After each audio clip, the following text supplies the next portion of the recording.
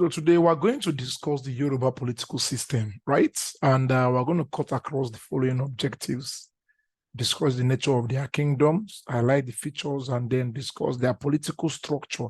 Very important, right? So the Yorubas basically claim to be, Ile-Ife is their ancestral home, right? And Oduduwa landed there. It was from there that the Yoruba kingdom uh, exploded. This is just basic year 7 history. So if what I say is that he had 7 sons who later became the first 7 Yoruba Obas. Most often here we'll use Oba and Alafin interchangeably, right? So take note of that. So, but for the purpose of this topic, we'll be using the Oyo kingdom, the Oyo, right, as our case study. We love the political structure there, gives us a fantastic description of what we're talking about. Checks and balances. We've discussed that in government in year 10. So if you have forgotten, please bounce back to that place and read it up.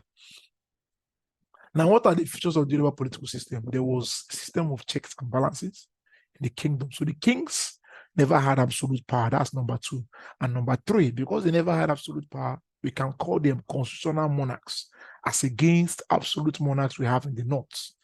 Take these key terms: constitutional monarchs, absolute monarchs, right? So the Oba is both the political head and the spiritual head as well. And it is said that the Obas were descendants of Oduduwa, right? They should be, or they are.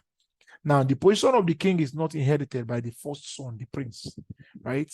The Yomesi knows how they go about our business. We'll see that later in this topic, but take note of these points we've made. These are some of the features we had in the Yoruba political system. Now, the Alafin is the king. The Oba is the king, the supreme king, and he governs with his cabinet, while Yomesi, right? So he's in charge of every event. He administrates to his empire, and he's assisted by his son Aremu, and then the prime minister Bashorun. That means the Bashorun heads the Yomesi. The Yomesi are like the, let's say, prime minister. Bashorun, the Yomesi are like the ministers, right? Bashorun is like the prime minister. So for the ease of administration, the king governs along with the Bashorun, by extension the Yomesi, and then his first son, Aremu. Now, the Aremu is the eldest son of the king, right? But he's not going to succeed his father at his demise. It is the job of the Alafin to determine who will replace the father. So his job is simply to assist his dad in the administration of the empire, right? So the Yomesi are the 7 kingmakers. They are headed by the Bashorun. So I call them the ministers, the Bashorun. I call them the prime minister, right? Now, they install a new Alafin when the old one dies, and they have the duty to impeach the Alafin if he's not ruling accordingly. So they will present him with 2 calabash. 2 calabashes, as the case may be. If he opens one, the first one he opens, if it is empty, he's scot-free.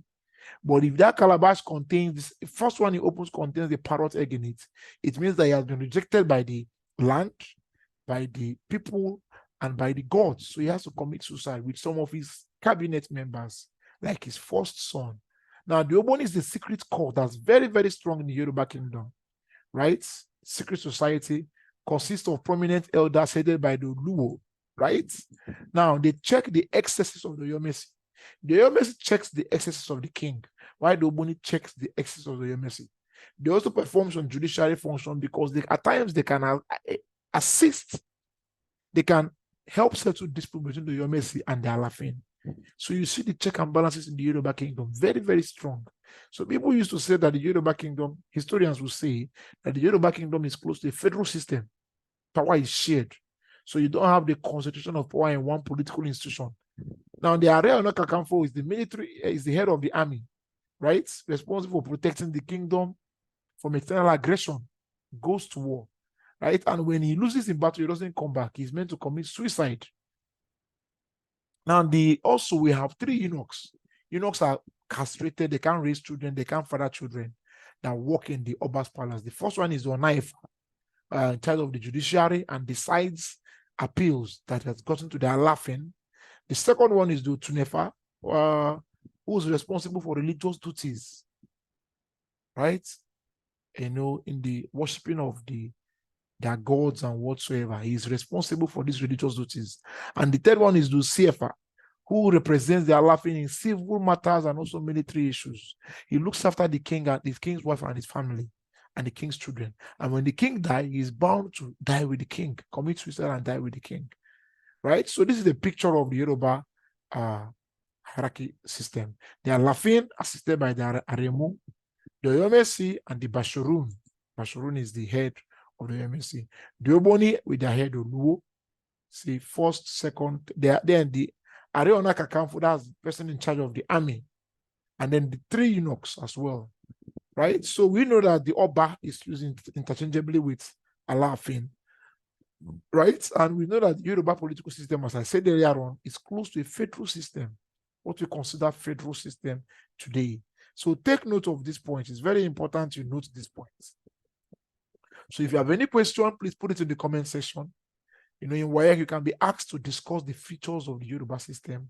You can be asked to explain to who's the Alafin, who's the Oba, who's the Oyomesi, who's the Areona Kakamfu. Maybe ask this kind of questions. So take note of them very well. We covered these 3 points in our topic. So if you have any question, I'll be expecting them in the comment section, right? So do have a pleasant day.